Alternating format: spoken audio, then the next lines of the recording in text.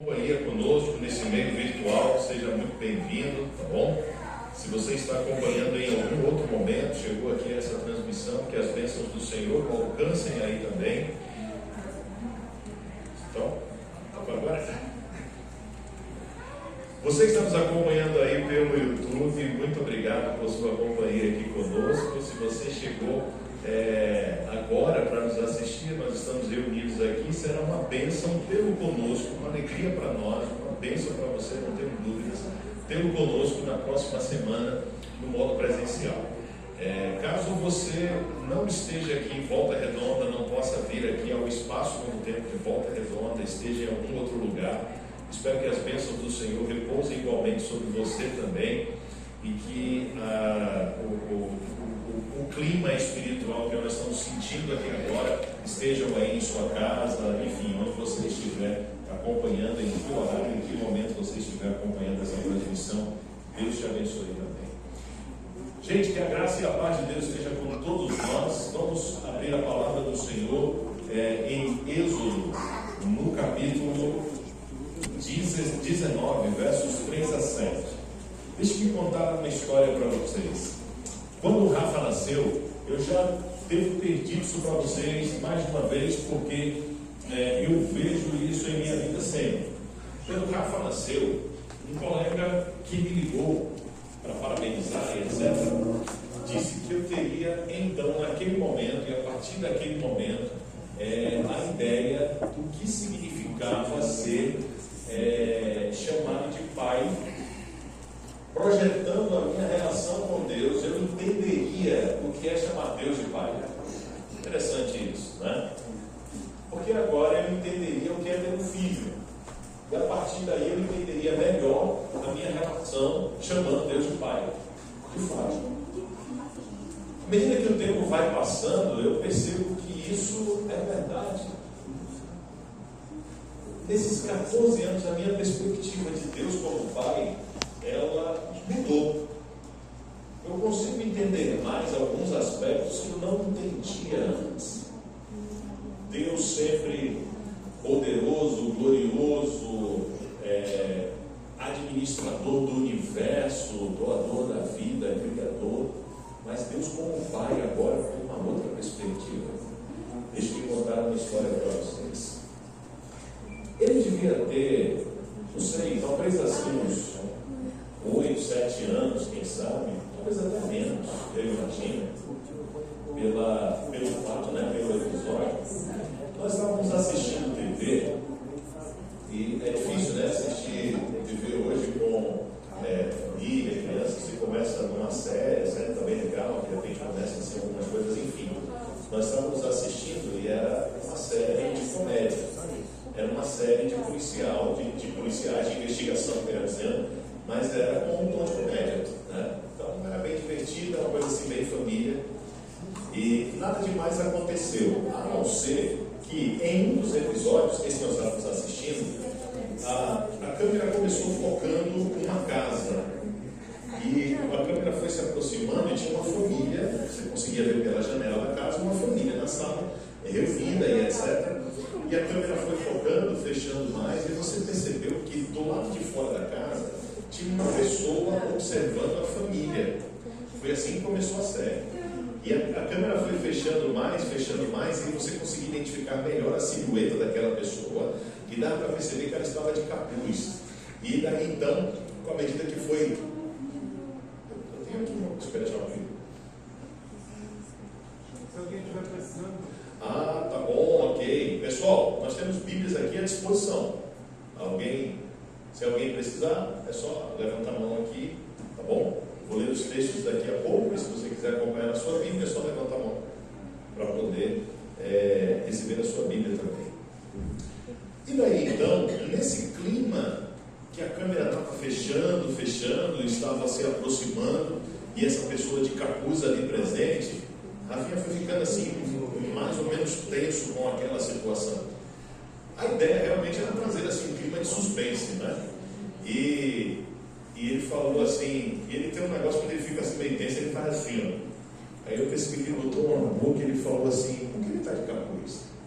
Eu falei, não sei, ele deve estar observando a família e etc. E a câmera não mostrou o rosto da pessoa, só focou, foi focando até chegou só na pessoa que estava, era de noite, né, num lugar escuro, com um capuz observando a família. E aí teve o desenrolar da série, né, do episódio. E daí então ele me fazia as perguntas assim frequentemente durante a série. Ele dizia assim, por que aquele homem estava de capuz? Aí, não sei, ele estava escondido ali, né? A gente vai observando aqui a série, vai descobrir por quê. E ele disse assim, aqui tem gente que usa capuz e fica olhando a casa dos outros também? Eu falei assim, olha, eu sei, aqui faz mais calor do que você senta de capuz. Mas gente assim que quer fazer o mal aos outros tem em todo lugar. E você já entendeu as perguntas que ele foi fazendo, né? E à medida que o episódio estava acontecendo, ele ficava perguntando assim, por que a polícia não prende logo ele? A gente nem sabia quem era, claro, tinha aquele clima de suspense até chegar o momento do desfecho da história, né? Por que a polícia não prende logo ele? E aí esse homem de capuz vai aparecer, ele vai fazer o que com a família? E aí lá vai essa história. E terminou, prenderam o homem lá no capuz. E quando chegou o momento de dormir, isso foi um domingo assim de manhã, sei lá, ou de tarde, quando chegou o momento de dormir, aí aconteceu uma coisa que já não acontecia há algum tempo. Ele pediu para a gente ficar no quarto, a gente estava mais crescido, né? Eu falei 7, 8 anos, talvez até menos, quem sabe uns 5 ou 6, mas já estava mais crescido, a gente não ficava assim no quarto, né, para colocar para dormir mais, etc. Não tinha mais esse negócio. Mas ele ficou dizendo assim, pai, fica aqui e tal, conta alguma história aí, lê a Bíblia, faz alguma coisa. Aí eu percebi que era o medo. E ele estava ali, e eu pedindo isso, eu falei com ele assim, filhão, você está com medo do homem do capuz? Aí ele falou assim, eu estou. Eu falei, fica tranquilo, porque não lembra que a polícia prendeu ele? Está preso, a hora dessa ele está preso. Aí ele falou assim, mas eu quero que você fique aqui comigo. Eu falei, tá bom, eu fico aqui. E aí foi aquele processo, né, de contar uma história bíblica, fazer a oração e etc. E ele aí, como não é bobo, ele resolveu segurar a minha mão para saber que eu estaria ali o tempo todo. E eu fiquei ali segurando a mão dele, e quando eu ia tirando a mão, ele apertava a mão, né? E eu fiquei ali com o Rafinha até ele dormir. Já fazia muito tempo que eu não fazia isso. E o joelho, a perna já estava doendo da posição que eu estava, então eu não conseguia tirar a mão também. Ele ficava segurando a mão e apertando. Mas ele começou a adormecer. E aí, quando estava assim, já perto daquele momento que o sono já embala mesmo, aí ele diz assim, papai, eu estou aqui, Rafa. Aí ele falou assim, você é Deus para mim.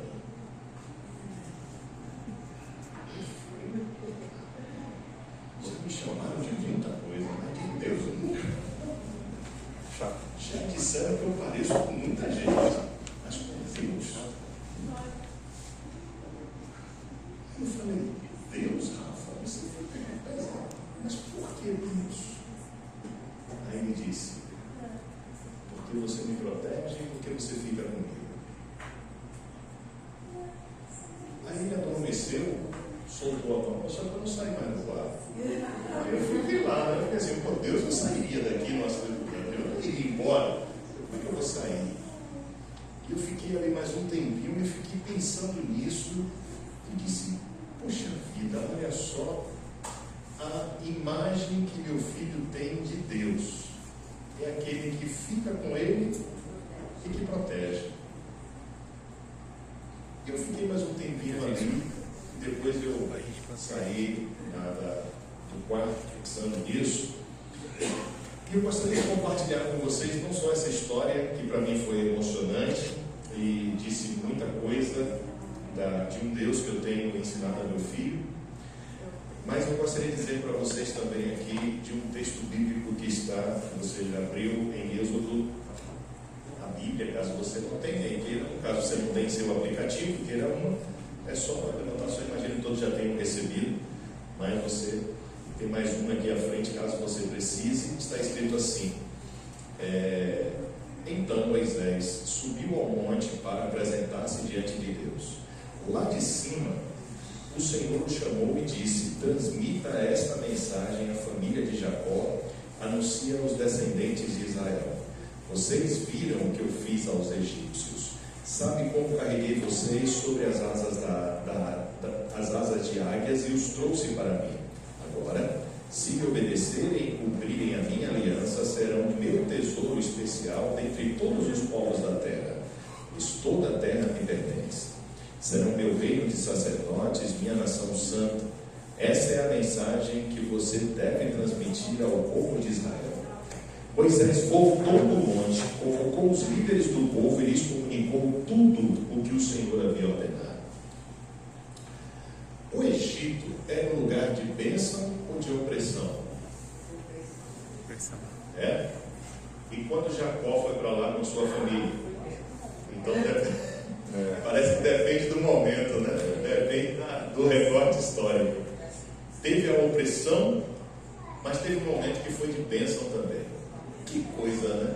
Como é que um lugar, ele serve a esses dois propósitos? A depender de que momento histórico você está pensando, serve aos dois propósitos. Quando José estava ali, Deus o colocou ali para que ele pudesse ser uma bênção para as pessoas do Egito e para a sua própria família. Deus ele prometeu a Abraão que teria uma descendência, e pense comigo que parte do cumprimento dessa promessa passou por essa permanência do povo no Egito, porque no Egito eles foram protegidos da fome, de perder o rebanho, perder a família e etc, e etc. Vejam a viagem, a fome estava tão grande que vejam a viagem que os irmãos de José fizeram de onde moravam até o Egito para poder comprar comida, porque não havia comida mais na região. Então o Egito foi um lugar de bênção naquele momento. Só que o tempo foi passando e aquele lugar, que era um lugar de bênção, se tornou um lugar de opressão. Então, sobre a história, nós nem entramos no texto, mas nós só pensamos um pouco na história que está por trás do texto, porque aqui foi a saída do Egito, né? O episódio imediato à saída do Egito. Mas só pensando no contexto dessa história, dá para tirar uma lição que eu gostaria de tirar para vocês. O fato de Deus nos colocar em algum lugar não significa que nós não teremos problemas ali. Porque Deus, eu não vejo, aquela, sabe, na lição de jovens, antes de vir para cá eu estava na central, na lição de jovens eles, lá na classe da central, eles tocaram nesse assunto e disseram assim: não, Deus ele nos coloca, uma pessoa disse, Deus ele nos coloca no lugar da bênção e etc e tal. Eu falei assim: olha, nem sempre, por exemplo, quando acontece alguma transferência, pastor, você, alguma mudança no trabalho, pastor, você, todo mundo, nem sempre é algo que Deus está conduzindo. Às vezes é uma iniciativa de alguém que quer prejudicar. Concorda comigo? No trabalho, às vezes acontece isso, né? A pessoa que não gosta de você no trabalho, aí não gosta de fulano, tem um chefe que não gosta de você, aí diz assim: eu vou transferir fulano, vou mudar de setor, eu vou tirar a promoção, vou tirar a função, enfim, vou fazer alguma coisa assim. E aí você, de repente, como estava numa função, numa atividade, agora você já está em outra. Não necessariamente foi uma ação divina, mas não significa que Deus está alheio àquela situação, certo? Porque nós temos pessoas cujas iniciativas humanas visam prejudicar outras pessoas, e elas conseguem, né? Mas não significa que o fato de estar acontecendo isso, Deus está alheio àquela situação. Por outro lado, também não significa que quando Deus me coloca em algum lugar, eu vou ser eternamente feliz naquilo que está acontecendo. Foi assim no Egito? Não. Houve um momento em que o povo viveu um momento assim de livramento, de bênção e etc. Mas com o tempo isso foi mudando para uma realidade de opressão. Mas quem conduziu o povo até aquele lugar foi Deus. A preservação da vida foi Deus. Mas eu não acho que Deus colocou assim José ali embaixo e etc. O que estava em torno da ida de José para o Egito não foram sentimentos nobres, concorda comigo? inveja, raiva e etc., que levou José para o Egito. Mas essa circunstância, Deus não estava alheio a isso. E Deus fez com que naquela circunstância José fosse abençoado, e o povo fosse abençoado, até o povo egípcio foi abençoado, a sua família foi abençoada, todo mundo. E o mundo é hostil. O mundo é um lugar hostil. Sendo o mundo um lugar hostil, nós vamos viver alguns momentos e algumas realidades de bênção, de alegria neste mundo, mas eu não posso esquecer que o mundo é hostil. Um dia, Jesus diz assim: aí vem o príncipe deste mundo, eu não tenho nada a ver com ele. Em outro momento ele diz: o meu reino não é deste mundo. Em outro momento ele diz: o mundo é lugar de aflição, o mundo é hostil. Isso com todo mundo, não é só com quem é de Deus, não, com todo mundo. Agora, se você toma uma decisão de seguir e de servir ao reino de Deus, parece que você sente mais essa hostilidade. Essa hostilidade fica mais presente, porque você começa como que nadar na contramão. Então, quando o povo está no Egito, ele vive um momento de bênção, mas o fato de Deus me colocar em algum lugar não significa que eu nunca terei problemas ali naquele lugar. E aí, então, houve o momento da saída do Egito, aconteceram as pragas e etc. O povo sai do Egito, tem aquela cena fantástica do livramento da providência de Deus, que é o mar abrindo. E no capítulo 19, nós temos o primeiro discurso de Deus, a primeira fala de Deus ao seu povo livre, o seu povo liberto daquela opressão. O povo saiu daquele momento de opressão. E o primeiro discurso de Deus é um discurso que trata sobre a relação entre ele e o povo, e a resposta do povo às iniciativas dele. O que isso tem a ver conosco? Em alguns aspectos, as promessas feitas a Israel são extensivas a quem não é do povo de Israel. Em vários outros aspectos, nós temos promessas específicas para momentos históricos específicos e para um povo específico. Mas em várias outras circunstâncias, não. E quando nós entendemos a aliança de Deus com Israel, existem alguns aspectos específicos desta aliança. Mas, por outro lado, todos aqueles que tomam a decisão de seguir a Deus, Paulo vai dizer que ele se torna também herdeiro segundo a promessa e que ele se torna também filho de Abraão nesse aspecto. Não um aspecto étnico, né? Não um aspecto consanguíneo, mas um aspecto da promessa e dos benefícios da promessa. Ele diz isso lá em Gálatas, inclusive falando do batismo. Todo aquele que é batizado em Cristo, de Cristo se reveste e se torna herdeiro segundo a promessa. Herdeiro de quê? Herdeiro da promessa que Deus fez ao povo, da aliança, ele se torna parte da aliança.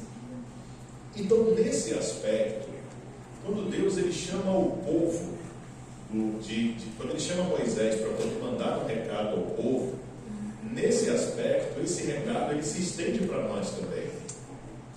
E nesse aspecto, aquelas bênçãos que nós vemos ali presentes naquele texto, que estão no entorno da promessa que Deus fez e da aliança que Deus fez com o povo, nesse aspecto, ela se estende para nós também.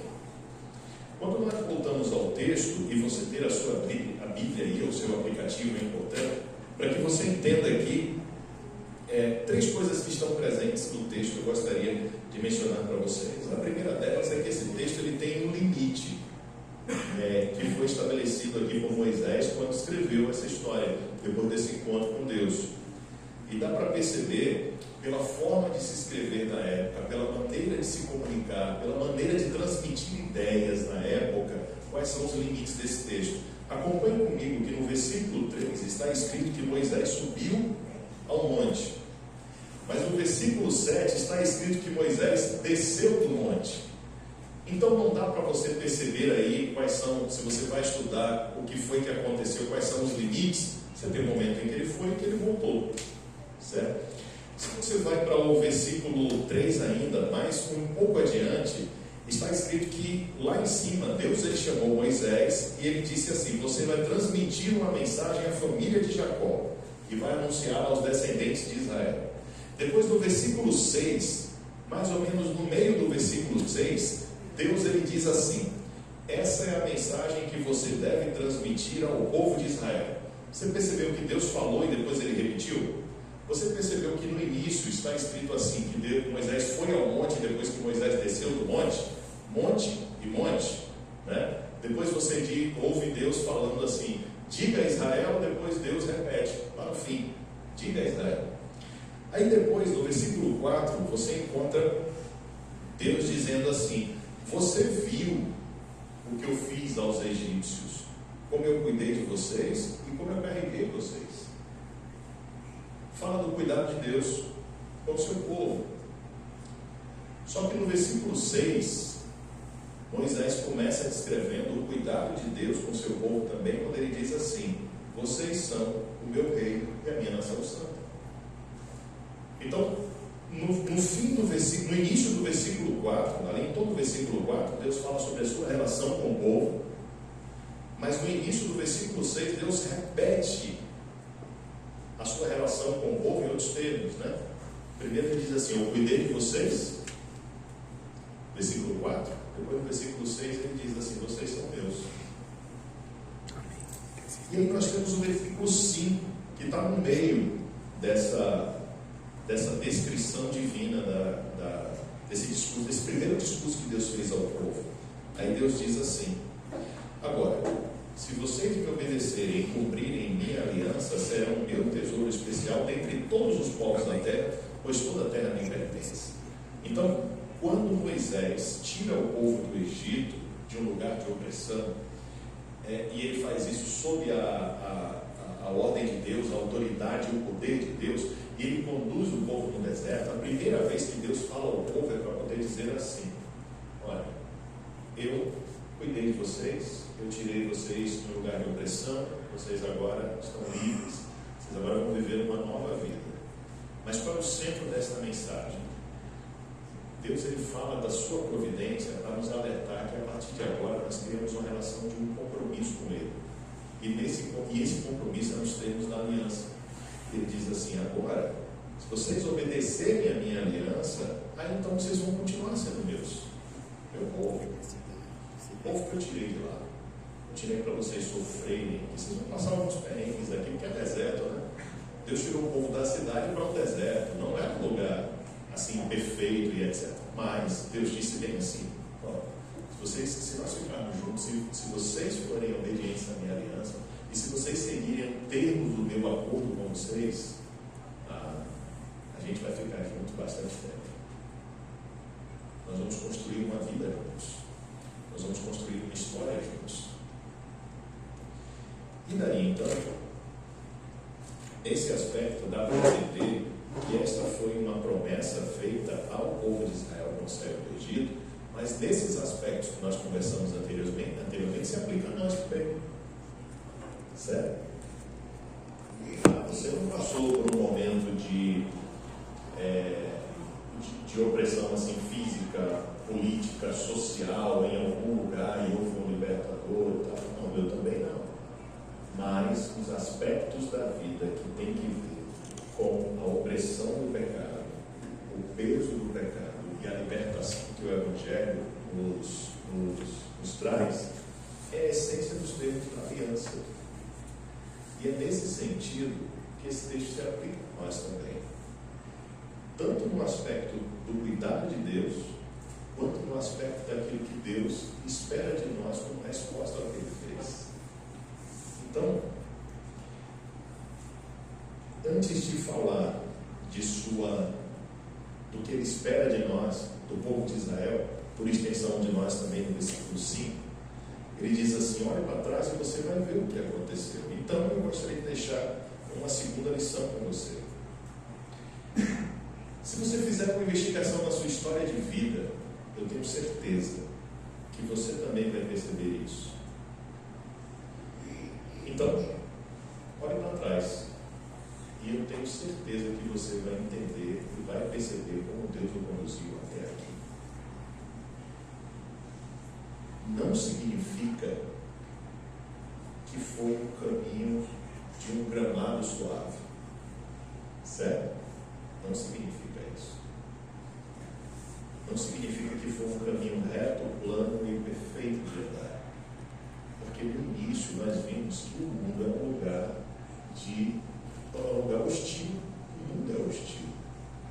Jesus disse que nós teríamos aflições aqui, que nós passaríamos por problemas. Mas, olhe para trás, você também vai entender que Deus, com cuidado e amor de um pai, te conduziu até aqui. Amém. Glória. E daí então, o que ele espera de nós diante disso? No capítulo 19, que nós lemos aí, no versículo 6, ele diz: vocês serão meu reino de sacerdotes e minha nação santa. Então ele está dizendo assim: se nós combinarmos os termos da aliança e se nós seguirmos juntos nesse projeto, certo? Você obedecendo e eu provendo na sua vida, então tem um plano para vocês. Vocês serão meus sacerdotes, vocês serão minha nação santa. Aí Deus está dizendo aqui que nós somos um tesouro especial, porque toda a humanidade é preciosa. Mas Deus disse que veja, Deus ele ama a todos. Concorda comigo? Eu creio que é assim. Ele ama a todos. Mas é difícil de entender que existe um cuidado especial por aqueles que retribuem esse amor. Eu não consigo ver dessa maneira também. Porque Deus ele fez promessas para todas as pessoas, mas ele fez algumas promessas para aqueles que o servem, que o seguem, que estão dentro do seu plano, que estão dentro do círculo dele.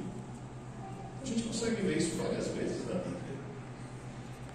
Quantas pessoas oram e etc e tal, mas um dia Daniel estava orando, e você sabe, Daniel assim orando, ele disse assim: então Deus, tem outra coisa que eu quero lhe pedir. E aí Daniel ficou assim, no quarto, ele se assusta e diz: quem é você? Não, eu sou um anjo, que Deus mandou vir aqui que você estava orando. Daniel disse: mas nem terminei de orar ainda. Ele falou: então eu sei, mas ele mandou vir logo porque Deus ele te ama muito. Está escrito lá no capítulo 9, né?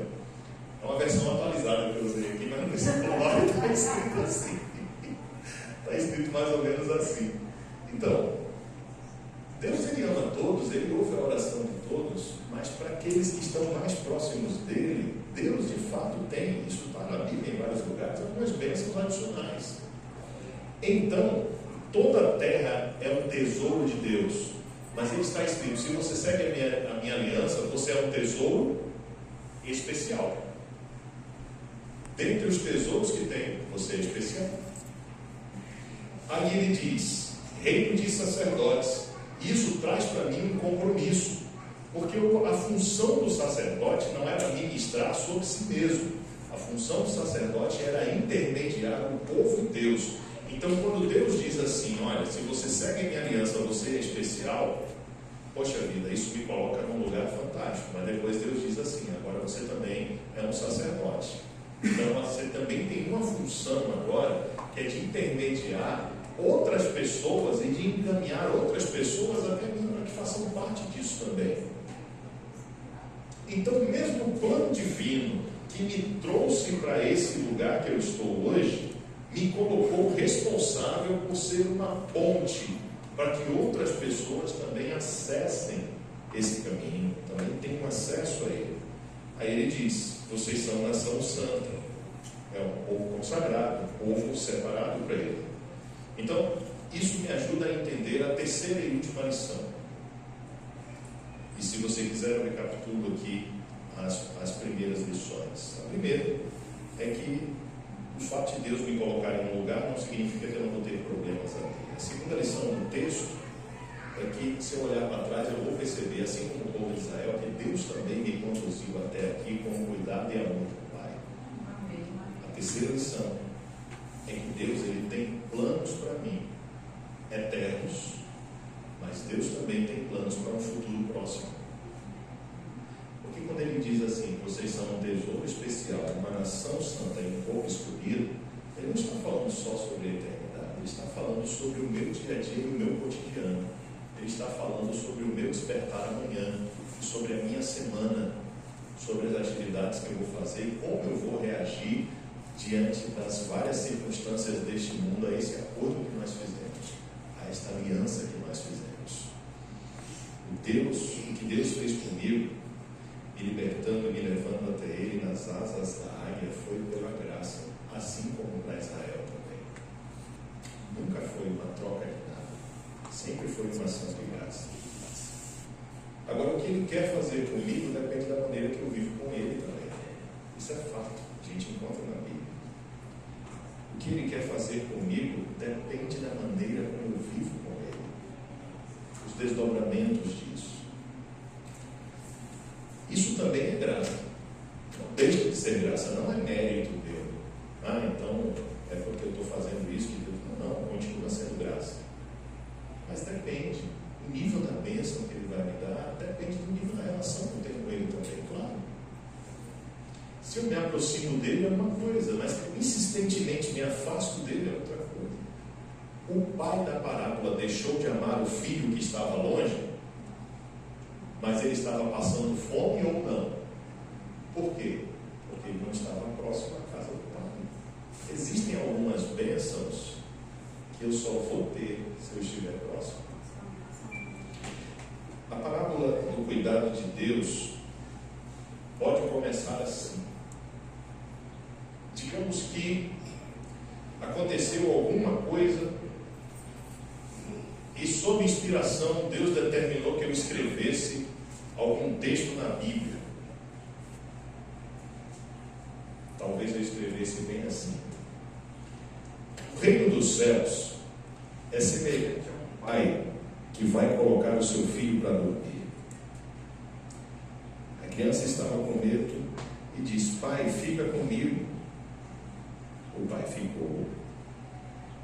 E quando estava quase dormindo, quando o filho estava quase dormindo, ele diz: pai, você é Deus para mim. E aí então o pai pergunta: filho, por que eu sou Deus para você? E o filho responde: porque você me protege e porque você fica comigo. Olha para trás e você vai perceber que Deus sempre esteve com você. Olhe para a sua vida hoje e você vai perceber um Deus que está ansioso no sentido de que está esperando que você responda a isso, responda a essa ação dele, decidindo fazer parte da aliança que ele estabeleceu com você. Você continue firme nesta aliança, porque isso que começou aqui, ele quer que dure pela eternidade. Que Deus nos abençoe para que assim seja. Vamos fazer a oração? Pai Todo-Poderoso, muito obrigado, porque aqui nós vemos nessa história um relato do teu cuidado com o povo de Israel, e nós cremos por extensão para nós também, porque nós também fazemos parte da aliança. Essa aliança é estendida. A aliança ela começou com Abraão, se estendeu para Israel e depois ela se estendeu para todas as pessoas, para todos os povos. Isso nos inclui também. Então Deus, se o cerne desse texto, o foco, o centro é a aliança, aquilo que está em torno também de certa forma se aplica a nós. Então Deus, obrigado pelo teu cuidado. Nós entendemos que esse cuidado ele não foi só com Israel, mas ele é conosco hoje também. É o cuidado de um pai com o seu filho. Mas de nossa parte, Deus, que cada um neste momento faça o seu compromisso de manter-se fiel à aliança, manter-se convicto de sua fé, para que os termos desta aliança se cumpram em nossa vida. Em nome de Jesus nós oramos. Amém. Que a graça e a paz de Deus esteja com todos. Obrigado porque você nos acompanhou. Deus te abençoe também.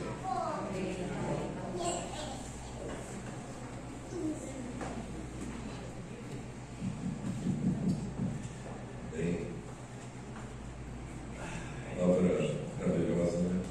Que benção. Mesmo sol que nasce para o justo, nasce para o injusto. né? E ainda que em todas as coisas sejam a vontade de Deus, todas as coisas contribuem para o bem daqueles que amam a Deus. Nós somos abençoados por Deus.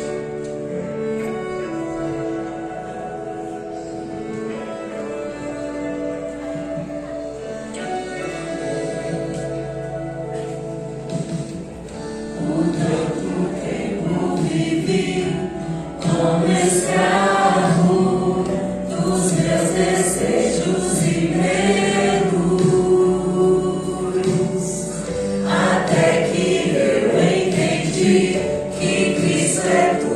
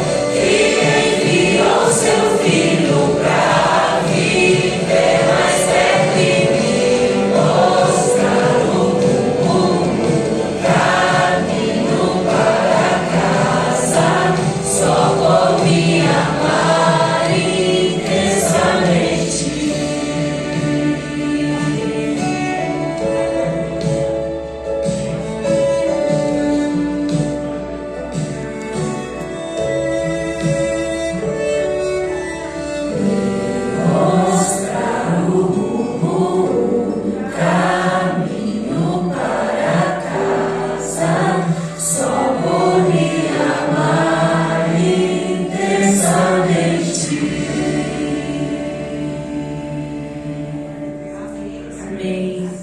Louvado seja o nosso Deus. Os irmãos, Deus abençoe a cada um, que o Senhor possa levá-los em paz aos nossos lares, e aqueles que precisam ficar para a comissão, nós vamos nos reunir daqui a pouquinho. Amém? Deus abençoe a todos.